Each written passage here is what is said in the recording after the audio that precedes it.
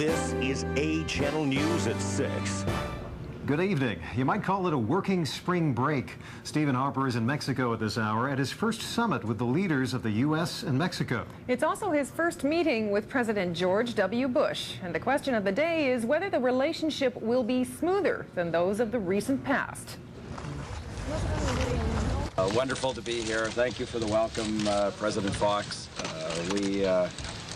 I think we stand here in front of a historic site, a symbol here of our determination to build a new future for all inhabitants of North America, and I'm honored to be with President Bush and President Fox and look forward to our discussions. Stephen Harper joined Presidents George W. Bush and Vicente Fox in the presence of Mayan ruins today.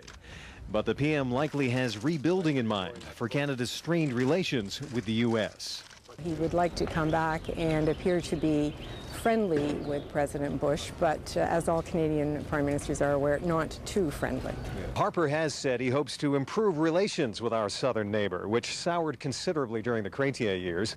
There was the refusal to back the invasion of Iraq, and then comments coming out of the government caucus and the prime minister's office, calling the Americans bastards and the president a moron. Pretty personal stuff.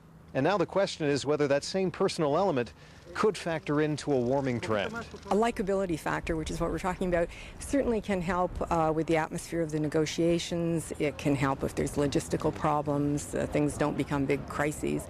But some of Harper's specific objectives, like solving the years-old softwood lumber dispute, may take more than a good relationship.